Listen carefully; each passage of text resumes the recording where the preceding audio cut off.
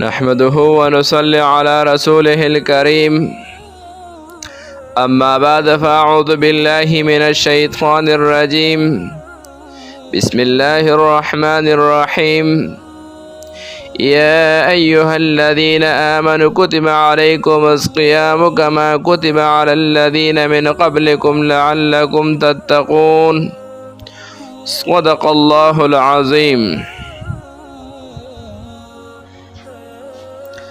زما عزت مند مسلمانانو ورونو، د اعتکاف په باره کې د احکام او مسائل ذکر کېدل. نو بعض مسائل بیان شوي او صفات وو.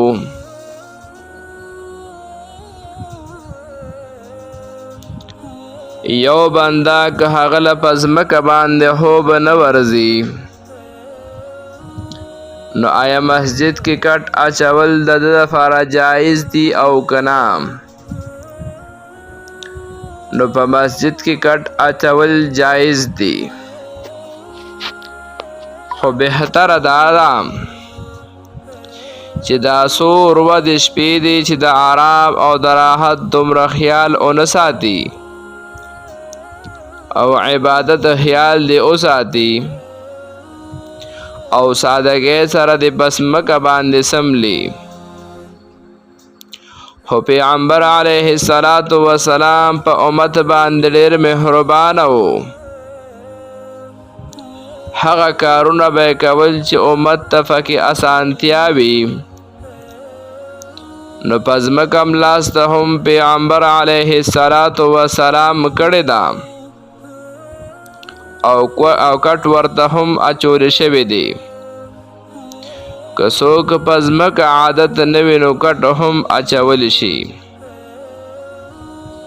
د احادیثو مبارکو دا هم معلومیږي چې پیغمبر علیه السلام مبارک په هر کال اعتکاف کړی دی. حضرت عائشہ بیبی رضی الله تعالی عنها فرمایي چې پیغمبر علیه السلام به د رمضان آخري لسو شپو ورځو کې اعتکاف کولو، تر دې چې پیغمبر علیه السلام د دنیا نه لاړو. نو د پیغمبر علیه السلام نه وروستو بیبیانو هم اعتکاف کولو. د پیغمبر علیه السلام مبارک مسجد او کور دواړه یو ځای وو. په منځ کې یو دیوال و. نو د کور دیوال سره خوا کې به پیغمبر علیه السلام اعتکاف کولو او دغه دیوال کې یو کړکۍ وه. پیغمبر علیه السلام په مسجد کې و او دغه کړکۍ کې به کور طرف ته سر مبارک راښکاره کړو. حضرت عائشہ بیبی رضی الله تعالی عنها په کور کې وه.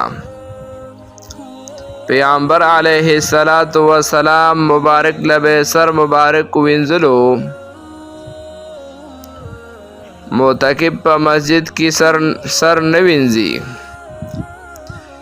ځکه په مسجد کې د بدن د وینځلو اوبه تویدل دا بې ادبي ده او د مسجد په ځمکه د سر اوبه تویول او د پښو اوبه تویول یا مخ لاسونه وینځل دا جایز نه دي. د سر وینځلو دپاره خو بنده تلی نشي. د مسجد نه که ووتلو اعتکاف یې ماتیږي.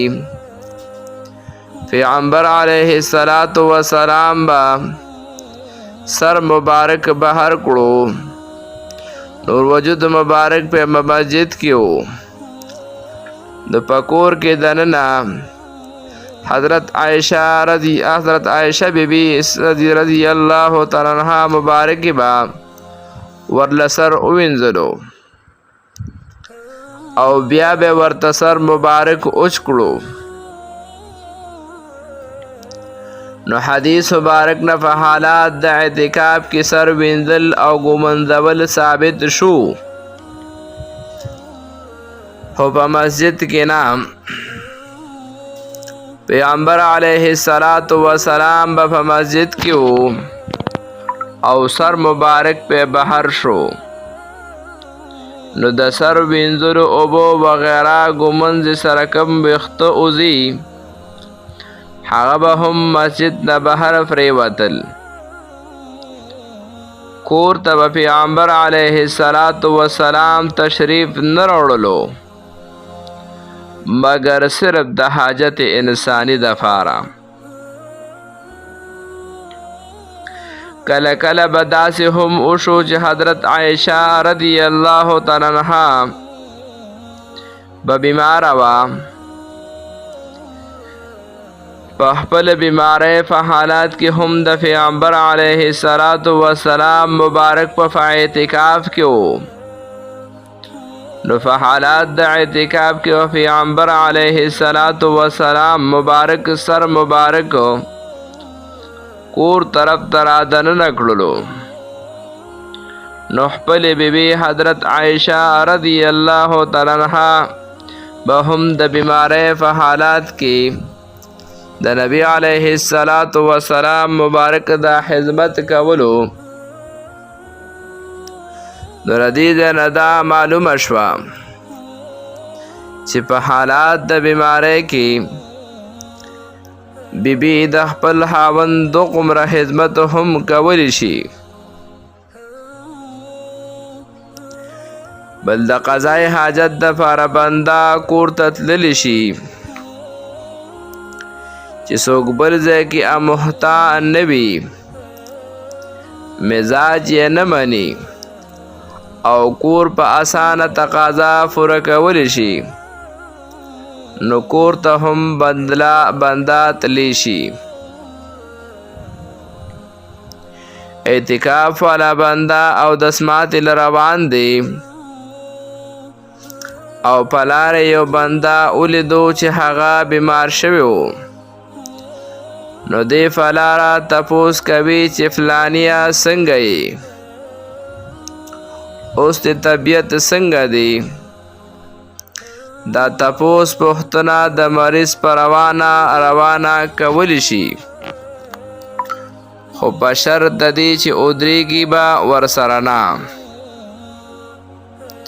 حضرت عایشه رضی الله تعالی عنها مبارک فرمایي کان رسول الله صلی الله علیه و آله وسلم یمر بالمریض وهو معتکف. تیرېدلو به پیغمبر علیه السلام په مریض باندې او نبی علیه السلام به په دې دوران کې په اعتکاف کې و. لا یعرج ویسأل عنه، او ادرېدلو به نو د هغه نه به تپوس پوښتنه کولو. نو په روانه د مریض تپوس هم کولی شي. د شرعي عذر دپاره چې د مسجد نه وځي نو زیات وخت به نه تیری، خپله تقاضا به پوره کړي او زر به واپس مسجد ته راځي. نو په حالات د اعتکاف کې په مسجد کې په جمع مونځ کېږي. تقریبا د لس شپې ورځې په مسجد کې یو مانځه نه پس د بل مانځه په انتظار کې معتکف ناست وي. نو حدیث مبارک کې راځي چې تاسو همیشه په مانځه کې یې تر څو چې تاسو د بل مانځه انتظار کوئ. نو زما عزتمندو دا د دې ځای پورې د اعتکاف مسایلو، د دې نه بعد انشاءالله د مانځه په باره کې څه مختصر خبرې دي، نو انشاءالله هغه به هم تاسو ته وړاندې کوو. خو د اعتکاف د باره کې چې دا څومره فضایل او څومره مسائل او څومره احکام دي نو انشاءالله دغه به هم زر تر زره پوره شي. الله پاک ته په دې د عمل کولو توفیق را نصیب کړي. وآخر دعوانا ان الحمد لله رب العالمین.